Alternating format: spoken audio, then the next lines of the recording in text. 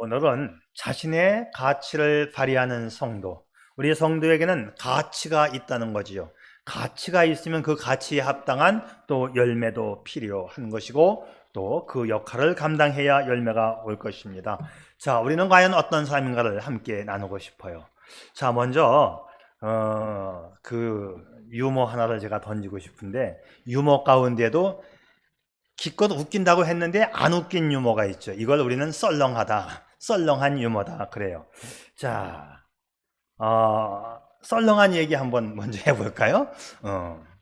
이제 한 여자가 남자에게 버림받고 교회를 찾아왔어요. 그래, 전도사님이 아무리 달래도 이 여자의 울음소리를 그칠 수가 없었어요. 그때 마침 담임 목사님이 오셨어요. 그래서 전도사님이, 목사님, 이 자매에게 따뜻한 말 좀 해주세요 하니까, 이 영문을 모르는 목사님은 이 자매의 머리에 손을 얹고 이렇게 말을 했어요. 가스보일러, 기름보일러, 따뜻한 남쪽 나라, 한정막 찜질방, 이러면 이거 썰렁한 얘기한 건데 웃겨요?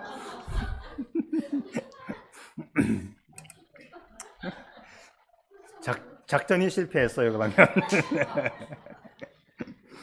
오케이. 정말 따뜻한 이야기 한번 해볼게요, 이번에는.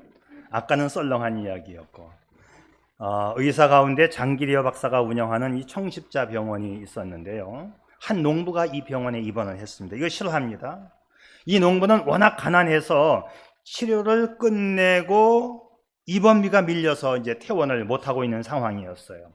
생각도 못한 농부는 장 박사를 찾아가서 소원을 이제 이야기합니다. 원장님, 제가 어제 퇴원을 하려고 원무과에 갔는데 제가 퇴원을 못했습니다. 모자라는 입원비는 돈을 벌어서 갚을 테니 일단 퇴원을 허락해 달라고 이렇게 요청을 했지요. 이제 곧 모내기가 시작되는데 제가 나가지 않으면 누가 농사를 짓습니까?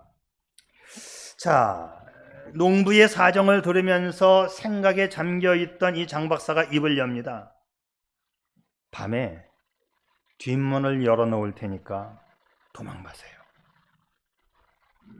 그날 밤 장 박사는 원무과 직원들이 모두 퇴근한 다음에 병원 뒷문을 살짝 열어놓고 밤중에 뒤에서 기다렸습니다. 얼마 뒤에 농부와 그의 아내가 머뭇거리면서 나타났어요. 어둠 속에 나타난 장 박사가 농부의 거친 손을 잡았습니다. 그리고 얼마 되지 않지만 차비입니다. 열심히 사세요. 다음날 아침 환자가 사라졌다고 하는 이 간호사의 말을 듣고 원무과장이 원장실로 뛰어왔습니다. 원장님, 간밤에 106호 환자가 사라졌습니다. 그러자 장 박사는, 사실은 내가 도망가라고 문을 열어주었네. 다 나은 환자를 병원에서 데리고 있으면 어찌할꼬? 그 가족들은 또 어떻게 살란 말이오? 이 과장도 알다시피 지금은 농사철이잖아요. 그 사람 농사 지어야 되는 사람이에요. 여러분, 하나님이 우리를 이 땅에 보내신 것은 이 세상에서 가치 있게 살라고 우리를 보냈습니다. 우리는 세상을 등지고 살 수도 없고 세상을 외면할 수도 없어요. 세상 속에서 세상과 함께 살아가는 것이 우리의 임무라고 생각할 때 적어도 이 장기려 박사는 세상 사는 의미를 아는 사람이었지요. 의사는 돈 버는 것이 1차 목적이 아닙니다. 사람을 고치는 것이 1차 목적이 되어야 합니다. 장 박사는 그가 왜 의사가 되었는지를 아는 사람이었어요. 요즘 제가 저에 이어서 제 아내가 그냥 몇 달 동안 계속 병원을 갔지요. 병원 엄청 다녔는데 병원에 갈 때마다 느끼는 게 있습니다. 여러분 다 아실 거예요. 병원에 가면 항상 순서가 있지요. 1번 순서, 1번 수납, 2번 체열, 3번 심전도, 이런 식으로. 1번이 뭐예요? 수납. 돈 버쳐내고 다음 진행하라. 근데 여러분, 미국 병원을 가보신 분들은 혹시 아실지 모르겠지만요, 미국 병원은 수납이 1번이 아닙니다. 수납이 맨 꽁찌입니다. 제일 급한 거 먼저 하고, 그리고 수납은, 그러면 마지막에 이 농부처럼 돈을 못 내는 상황이면 어떻게 되냐? 상담실이 있어요. 상담실에 가고, 나는 직업도 없고 집도 없고 나 노숙자인데 고쳐줘서 고맙소 하지만 내가 평생 갚을게요. 어떻게 갚을래? 계획서를 쓰면 됩니다. 뭐라고? 월 10,000원씩은 내가 갚을 수 있어요. 최소 월 10,000원씩 라고 사인을 해주면 오케이 하고 내보내줍니다. 이게 비극이에요. 안 믿어지죠? 네. 그래서 그냥 월 10,000원씩 내다가 못 갚으면 그냥 죽으면 그냥 끝이에요. 이렇게 해서 없어지는 병원비는 굉장히 많습니다. 일단 미국은 나 돈을 못 내. 그러면 상담실로 보내요. 거기 가서 너의 상태가 어떠니? 받을 수 있는 돈은 다 받아냅니다. 정부로부터 받을 수 있는 길이 있으면 다 알선을 해줘요. 애기 한 번 낳으면 2천만 원에서 3천만 원 들잖아요. 미국은. 공짜.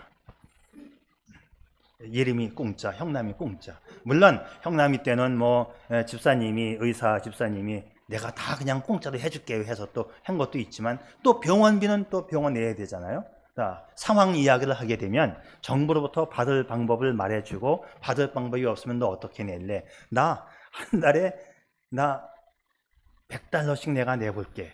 오케이? 그럼 집에 보내줘요. 자, 의사의 1차 목적은 사람을 고치는 일입니다. 장 박사는 그가 왜 의사가 되었는지를 아는 사람이에요. 자, 이 이야기를 들으면서 오늘 우리에게 던지는 질문이 하나 있습니다. 주님은 왜 우리를 그리스도인이 되게 하셨을까? 여러분, 그리스도인의 존재 이유와 존재 목적과 우리 그리스도인의 가치를 여러분 아시나요?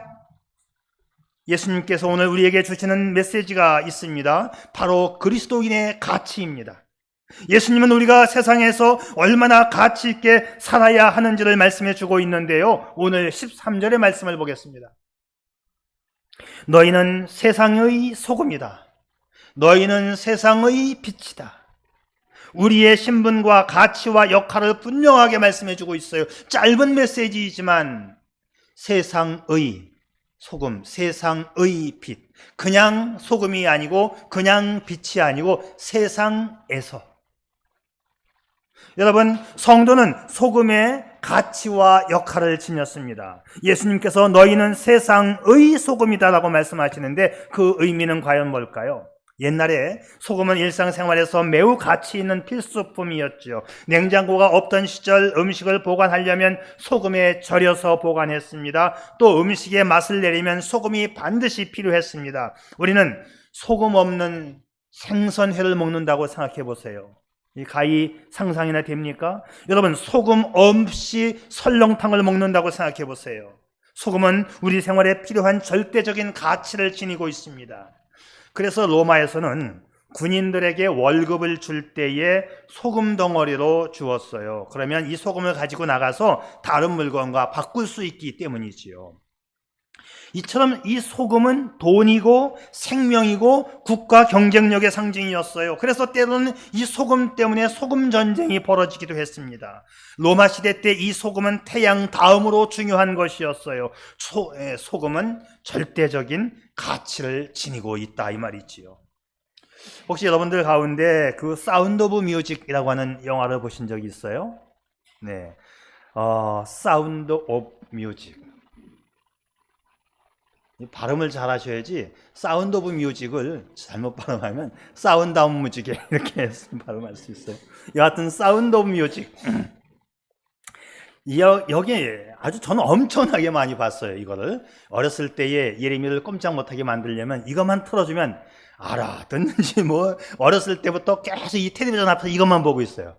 저는 오며 가며 뭐 한 10번을 봤을 겁니다. 참 노래가 잘하죠. 뭐 보통 화음이 보통 잘 맞는 게 아니에요. 그런데 이 사운드 오브 뮤직의 배경은 오스트리아의 알프스 산을 배경으로 펼쳐지는 음악, 노래, 합창. 자, 그런데 그 오스트리아의 그 도시가 어디냐면 짤츠부르크라고 하는 도시에서 펼쳐지는 이 영화입니다. 그런데 짤츠부르크라는 말은 소금성이라는 뜻이에요. 여기서 짤츠가 소금이고 부르그 도시, 성이라는 뜻이죠. 자, 지금도 거기 알프스에 가게 되면 짤츠 캄머굿이라고 하는 소금 광산이 있어요. 네, 우리는 소금을 바다에서 만들어내지만 외국에서는 소금을 산에서 캐옵니다. 소금 광산이 지금도 아주 유명해요. 자, 이제 이 얘기는 여기까지만 하고, 여러분, 우리가 한 달 동안 회사에서 일을 해서 봉급을 받는데, 이 봉급을 영어로는 셀러리라고 하죠. 셀러리. 근데 이 셀러리라고 하는 이 말이, 봉급이라고 하는 말이 소금에서 나온 말이에요. 아까 짤츠부르크 한 것처럼 이 소금이라고 하는 말을 독일어는 짤츠고 영어로는 살트예요. 비슷하죠, 단어가. 이게 소금이라는 뜻입니다. 봉급은 소금이다. 돈은 소금이다. 그런 뜻이죠. 소금은 흔하고 무가치한 것처럼 보이지만 우리의 돈이고 우리의 생존이에요. 아주 귀한 물질입니다. 또 소금은 영원하고 정결한 것을 상징합니다. 구약 성경 레위기 2장 13절에서 내 모든 소재물에 소금을 치라 했어요. 하나님께 드리는 예물에 소금을 치라. 변하지 않는 정결한 예물이라고 하는 뜻입니다. 그래서 하나님께 예물 드릴 때에 소금을 쳐서 하나님 앞에 예물을 드려야 한다 하니, 이 성경으로 볼 때도 그렇고요, 세상으로 볼 때도 그렇고요, 소금은 굉장히 중요한 가치를 지니고 있어요. 주님은 이 사실을 아시면서 너희는 세상의 소금이다 말씀하고 있습니다. 생활에서 소금이 필수품인 것처럼 그리스도인은 세상에서 소금처럼 소중한 가치의 삶을 살아가야 합니다. 소금은 어떤 경우에도요, 맛의 성질이 변하지 않아요. 단맛과 신맛은 차갑고 뜨거운 곳에 따라서 약간의 맛이 달라집니다. 그런데 이 소금은 환경이 달라져도 맛이 그대로, 찬물에 넣어도 짠맛, 뜨거운 물에 넣어도 여전히 짠맛을 잃지 않습니다. 소금은 변함없이 자기의 역할을 가지고 있습니다. 이것이 소금의 가치입니다. 내가 예수를 믿고 그리스도인이 되었을 때 우리 주님이 나에게 하시는 말씀, 너희는 세상의 소금이다. 변질되면 안 된다. 그 맛을, 그 가치를, 그 역할을 감당해야 한다. 자, 소금이 음식에 들어가서 맛을 내고 부패를 방지하는 것처럼 우리 그리스도인은 세상의 소금, 세상에 들어가서 소금처럼 이 세상의 부패를 방지하고 정결한 삶을 살아가야 하는 존재입니다. 그래서 그리스도인이 가정에 있으면 화목한 가정을 만들고, 그리스도인이 직장에 들어가면 분위기 좋은 직장을 만들어야 합니다. 우리 반석교회 성도들이 가는 곳마다 좋은 환경이 만들어지고 살맛 나는 분위기를 만들 수 있기를 바랍니다. 가정을 살리고 자녀를 살리고 행복을 창조해내는 여러분들 될 수 있기를 바랍니다. 근데 반대 역할을 하는 사람도 있어요. 만나는 사람마다 기분 나쁘게 만들고 다른 사람의 마음을 부정적으로 만들어 놓는 사람이 있습니다. 말을 해보면 맞는 것 같은데 한참 얘기해보면 낙심되고 남는 게 없어요. 기분이 유쾌하지 않습니다. 이런 사람은 성도가 아닙니다. 소금이 아닙니다. 소위 가라지지요. 새들도 보면 두 종류의 새가 있는 것 같아요. 비둘기는 창공을 날면서 평화를 노래합니다. 아름다운 소식을 전하고 그 모습이 순결하고 깨끗한 음식을 먹지요. 그리고 언제나 주인집과 가까이서 삽니다. 비둘기 참 좋은 새입니다. 비둘기처럼 다정한 사람들이라면, 그 다음 뭐지? 장미꽃 넝쿨 우거진 그런 삶을 살아요. 그런 집을 지어요? 뭐 그냥. 근데 기분 나쁜 새가 하나 있어. 까마귀가 저는 어렸을 때 기분 나빴어요. 용모가 어둡고 침침하고 더러운 것을 먹지요. 죽은 고기를 먹습니다. 시골에서 웅덩이를 퍼가지고 송사리 미꾸라지를 잡고 나면 항상 까마귀가 와서 뒤처리를 해요. 죽은 고기는 까마귀가 먹어나가죠. 동네에 초상이 나면 항상 먼저 오는 새가 있지요. 까마귀가 먼저 와서 물어요. 그거 참 희한합니다. 아주 어르신들이 그래요. 초상이 나면 꼭 까마귀가 온다. 참, 그 기분이 나빠요.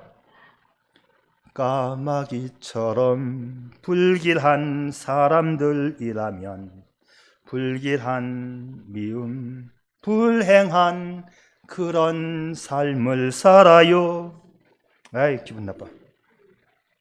성도 중에도 어떻게 보면 비둘기 같은 신자가 있고 까마귀 같은 신자가 있는데, 비둘기 신자는 성령 충만한 신자의 모습으로 평화를 창조하고 순결하며 하나님의 집을 드나들면서 은혜를 받습니다. 까마귀 신자는 침침합니다. 웃음이 없어요. 입만 열면 불평이고 만나는 사람에게 은혜를 꺼버립니다. 험담하는 말만 하고 다닙니다. 부정적인 말로 초상집을 만드는 것 같아요. 성경은 오늘 본문 말씀 이외에도 소금의 이야기를 여러 곳에서 주고 있습니다. 너희 말을 항상 은혜 가운데서 소금으로 고르게 함같이 하라. 그리하면 각 사람에게 마땅히 대답할 것을 알리라. 소금으로 고르게 함같이 하라. 무릇 더러운 말은 너희 입 밖에도 내지 말고 오직 덕을 세우는데 소용되는 대로 선한 말을 하여 듣는 자들에게 은혜를 끼치게 하라. 소금을 쳐서 맛을 내듯이 우리의 마음과 입가에 소금을 쳐서 부드러운 말로, 은혜로운 말로 사람들에게 은혜를 끼칠 수 있기를 바랍니다. 소금의 가치를 지닌 그리스도인이 될 수 있기를 바랍니다. 당신이 가는 곳에, 당신이 있는 곳에 살맛 나는 분위기를 연출할 수 있기를 바랍니다. 맛을 내고 평화를 도모하는 사람, 꼭 필요한 사람, 언제나 당신을 붙잡는 사람이 될 수 있기를 바랍니다. 오늘 주님이 이렇게 우리에게 부탁한 거예요. 두 번째, 우리 성도는 빛의 가치와 역할을 지녔지요. 주님 말씀하시기를 너희는 세상의 빛이라. 우리가 세상의 빛이라는 말씀은 세상이 어두워졌기 때문이에요. 빛이 필요하기 때문에 주님은 우리에게 너희는 세상의 빛이라고 말씀하십니다. 세상에 문명은 발달되었지만 영적으로는 점점 더 어두워져 가고 있어요. 그래서 주님이 말씀하시는 겁니다. 너희는 세상의 빛이다. 빛의 목적은 세상을 밝히는 것입니다. 우리가 빛의 가치로서 세상을 살아가면 세상을 밝게 만들어야 되는 것이지요. 요한계시록 3장 20절 악을 행하는 자마다 빛을 미워하여 빛으로 오지 아니하나니 이는 그 행위가 드러날까 하며. 빛은요, 어둠 속에 있는 모든 정체를 밝힙니다. 빛은 어둠을 폭로해요. 빛 앞에는 모든 것이 탄로납니다. 우리는 이 빛으로 어두운 세상을 진단하고 어두운 세상을 밝게 만들어야 하는 거예요. 이 말씀은요, 세상에서 착하게 살라, 그런 뜻이죠. 그래서 세상 사람들이 우리의 착한 행실을 보고 아버지께 영광을 돌리도록 하라. 여러분, 어쩌다가 미미하게 조금 선행한 거 하나 가지고 자화자찬에 빠지지 말고 모든 삶에서 오직 하나님께 영광만을 올릴 수 있기를 바랍니다. 자, 우리가 이 땅에서 선하게 사는 것이 하늘에 계신 아버지께 영광을 돌리는 것이다. 이게 빛된 삶이다. 이렇게 말씀해 주고 있는 거예요. 여러분, 단순히 예배당에 나와서 찬송 하나 잘 부르는 정도가 아닙니다. 세상에 나가서 빛된 삶, 선하게 사는 삶이 곧 하나님께 영광 돌리는 삶이에요.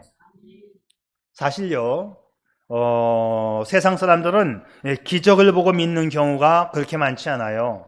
조금 놀라고 감탄하다가 그냥 끝나버려요. 그런데 우리가 세상에서 지속적으로 선행을 하면, 착한 행실을 보이면 처음에는 별 반응이 없습니다. 그런데 우리가 계속적으로 그리스도인답게 소금으로 살고 빛으로 살고 선하게 살면 잔잔한 감동이 일어나기를 시작해요. 처음에는 머리로만 인정을 하다가 서서히 마음의 문이 열리고 그들의 영혼의 변화를 받습니다. 그래서 기적보다 선행을 보고 믿는 사람이 훨씬 더 많은 것이죠. 이게 전도의 원리입니다. 예수 믿으세요 백날 외치는 것보다 여러분 한 번 선행하는 것이 더 중요합니다. 이것이 관계 전도입니다. 내가 전도하고자 하는 태신자에게 지속적인 선행을 해야 돼요. 내가 세상에 빛이고 내가 세상에 소금인 것을 보여주어야 합니다. 내가 빛으로 소금으로 가치 있는 삶을 살아갈 때 사람들이 나를 인정해 주는 것이지요. 여기 전도의 열매가 있습니다. 빛된 삶, 선한 삶으로 주님께 영광 돌리는 여러분 되시기를 축복합니다. 자, 그래서 세 번째로요, 우리 성도는 이 소금과 빛의 사명을, 이 역할을 다 감당해야 돼요. 소금이 소금의 가치를 다하고 빛이 빛의 가치를 다하는 것, 이것이 주님께서 우리를 향한 기대 아니겠습니까? 나 한 사람 때문에 이 세상에 부패가 방지되어지고 또 우리 삶의 풍토가 쇄신되어지기를 우리 주님이 기대하고 계시는 거예요. 신실한 믿음의 사람 한 사람으로 인해서 그 공동체의 분위기가 바뀔 줄 믿습니다. 건강한 믿음을 가진 한 여인으로 인해서 가문이 새롭게 되어지고 거룩한 혈통이 만들어지지요. 그래서 예수 믿는 당신 한 사람은 참 귀한 존재입니다. 당신이 점점 주님을 닮아가면 닮아갈수록 주님은 더욱더 높은 가치의 사람이 된다는 그런 자부심을 우리에게 주셨고 또 그렇게 되라고 부탁하고 계십니다. 그러면 어떻게 우리가 이 가치 있는 삶을 살 수 있는가? 소금이 제대로 맛을 내려면 어떻게 해야 되죠? 네, 이 소금은 음식에 들어가서 녹아야 합니다. 녹아야 돼요. 이 녹는다는 것은 자신의 희생을 의미하는 거예요. 내 생각과 내 주장과 내 견해를 희생시키는 사람이 소금의 역할을 제대로 감당하는 것이지요. 나를 내세우는 것이 아니라 나를 녹이는 사람이 될 수 있기를 바랍니다. 소금은 어느 음식에든지 들어가서 푹 녹을 때 제맛이 나요. 단맛이든 신맛이든 매운맛이든 어느 음식에 들어가서 소금은 푹 녹을 때 그 맛의 특성을 살려줍니다. 빛도 마찬가지죠. 촛불은 스스로 자신을 태워서 세상을 밝힙니다. 빛의 가치를 발휘하기 위해서 스스로 자신을 태우지 않으면 안 돼요. 성도는 세상에서 헌신과 희생으로 이 빛의 사명을 감당하는 사람들입니다. 제가 어렸을 때 시골에서 들은 간증인데요. 아주 믿음 좋은 집사님 간증입니다. 이 집사님이 처녀 시절 버스를 타고 통학을 하다가 그만 안 믿는 총각하고 눈이 맞아서 결혼을 했어요. 자, 그러니 안 믿는 시아버지, 시어머니의 뜻을 맞추고 살기가 얼마나 힘들었겠어요. 더군다나 교회에 다닌다고 교회에 나가면 얼마나 구박을 하는지 나중에는 교회도 못 다녔습니다. 처음에는 좋아서 결혼했지만 남편 될 사람도 부인을 구박하고 술 먹고 들어오면 때리고 시어머니는 남들 다 잘나는 아들도 못 낳는다고 구박을 어찌나 해야 되는지 도무지 이 집에서는 살 수가 없는 거예요. 그래서 목사님을 찾아가서 상담을 요청합니다. 목사님, 이제는 떠나야 되겠습니다. 이렇게 구박받느니 떠나야겠다. 근데 떠나야겠는데 친정으로는 내가 못 가겠고 서울로 도망가겠습니다. 아이들은 어떻게 하고 떠난다는 겁니까? 아이들은 할머니가 키우겠지요 하면서 긋고 떠난다는 거예요. 서울 가서 뭐 하려고요? 낮에는 일하고 야간에는 신학교를 다녀서 전도사 하렵니다. 목사님이 이렇게 말했어요. 여기서도 못 사는 사람이 누가 전도사로 당신을 누가 써주겠냐고. 여기서도 잘해야 전도사 일도 잘할 거 아니에요. 여기서 못하는 사람이 무슨 전도사 합니까? 집사님, 여기서 힘들지만 소금처럼 녹아지십시오. 완전히 녹아져서 이 가문의 맛을 내고 그때 나에게 와서 서울 간다고 하면 내가 장학금 줄게요. 이렇게 해서 목사님과 1차 상담이 끝났어요. 그날부터 이 집사님은 마음을 다시 고쳐먹고 완전히 죽어 지내기로 결심을 합니다. 새벽마다 나와서 기도하면서 자기 존재를 완전히 깨뜨렸어요. 그래서 남편이 때리면 맞고 시어머니가 뭐라고 하면 구박받고 어머니 마음 불편하게 해서 죄송합니다. 울면서 웃으면서 자기는 죽었다 생각하고 살았어요. 한 1년을 그렇게 사니까 시어머니가 그리스도에게 갈증을 느껴서 먼저 1번 타자로 시어머니께서 교회를 나왔고 나중에는 시아버지와 남편까지도 교회에 나오게 되었어요. 이것이 얼마나 놀라운 일입니까? 여러분, 자신을 한번 살펴볼 수 있기를 바랍니다. 나는 세상에 소금으로 살고 있는가? 나 한 사람 때문에 이 세상에서 어떤 변화가 일어나고 있나요? 나의 가정이 나 때문에 변화되어지고 나의 직장이 나 때문에 변화되고 있나요? 우리는 나 때문에 내가 살고 있는 곳이 변화되는 것을 보아야 합니다. 사랑하는 성도 여러분 지금 주변의 사람들에게 어떤 영향을 주면서 살아가고 있는지요?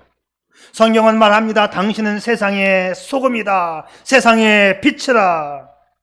소금이나 빛은 아주 작은 양만 가지고도 엄청난 큰 효과를 발휘합니다. 여러분, 바닷속에 존재하는 소금이 바닷물 농도의 몇 퍼센트인지 아세요? 3%. 동해 바닷물이 조금 더 짜요. 3.5%, 6% 나오고 서해 바닷물이 2.9% 나와요. 서해 바다는 2.9% 농도가, 동해 바다는 3.5%, 6%, 남해 바다는 그거의 중간 3.3%, 2% 나와요. 남해 바다 소금이 가장 좋다고 그러더라고요. 네, 한 3.12%가 아주 딱 적당한데 남해 바다 소금이 딱 좋다. 뭐 여하튼 그렇다 치고, 이 3%의 소금, 적은 양의 소금이 3%의 소금이에요. 그런데 바다에 들어가면 온갖 오염물질을 다 깨끗하게 정화해냅니다. 이 세상에도 정말 자신의 역할을 감당하는 그리스도인 3%만 있어도 이 세상은 깨끗해질 수 있습니다. 주님은 당신이 그 3%가 되기를 기대하시는 것입니다. 빛도 마찬가지입니다. 칠흑같이 어두운 밤, 그 작은 불빛은 얼마나 요긴하게 쓰이는지요. 링컨 대통령의 기도문 가운데 유명한 기도문이 있어요. 그는 전쟁 가운데, 남북전쟁 가운데 이렇게 기도합니다. 전능하신 하나님 아버지여, 조금만 더 빛을 주십시오.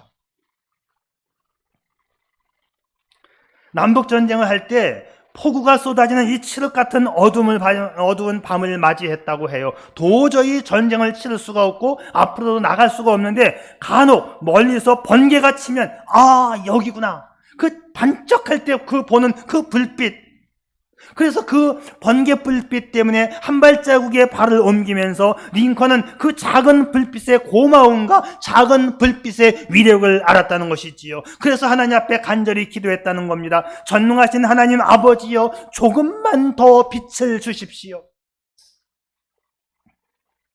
작은 빛은 큰 일을 감당합니다. 세상은 당신의 그 작은 빛을 원하십니다. 요셉이 애굽을 원했듯이, 페르시아가 에스더를 원했듯이, 바벨론이 다니엘을 요구했듯이, 이 세상 속에서 빛을 발하는 하나님의 일꾼이 될 수 있기를 바랍니다. 바로 그 일꾼이 당신이기를 원합니다. 세상에서 작은 소금으로, 작은 빛으로 살아가는 우리 반석의 교우들 될 수 있기를 축복합니다. 아멘. 기도하지요. 내가 소금이고 빛이라고 하는 의미는 무엇을 상징할까요? 소금과 빛은 어느 순간에도 변질되지 않는 독특한 성질이 있습니다. 부패한 곳에서 부패를 방지하는 것이 소금의 가치이고, 어두운 곳에서 어둠을 제거하는 것이 빛의 가치이듯이, 세상이 어둡고 부패했다 해도 나는 기꺼이 이 세상을 변화시키는 존재로 살아가야 합니다. 다시 말하면 우리는 세상과 달라야 한다는 말이지요. 다르기 때문에 나는 필요한 존재가 되어야 합니다. 마지막 남은 심지까지 태워 세상을 밝히는 빛으로, 자신이 스스로 녹아져 자신의 역할을 다하는 소금으로 이 세상에 필요한 존재가 될 수 있기를 바랍니다. 당신은 소금이고 빛입니다. 이 역할, 내 가치를 알고 역할 사명을 감당할 때 주님이 기뻐하시고 칭찬하시고 놀라운 은혜로 축복으로 함께 하실 것입니다. 당신 인생에 주님이 기뻐하시는 그 축복의 수혜자가 우리 반석교회 성도이기를 축복합니다. 아멘. 그렇습니다. 아버지 하나님, 내가 하나님께 받기만을 원하면서 뭔가를 요청하고 받기를 원하면서 기도하고 있지는 않는지요. 그러기에 앞서 먼저 내가 소금이고 빛이 되었는가를 생각해보는 시간 되게 하여 주시고, 남은 여생 내가 먼저 하나님 앞에 주께서 내게 부탁하신 소금으로 빛으로 살게 하여 주시옵소서. 예수님의 이름으로 기도드립니다. 아멘.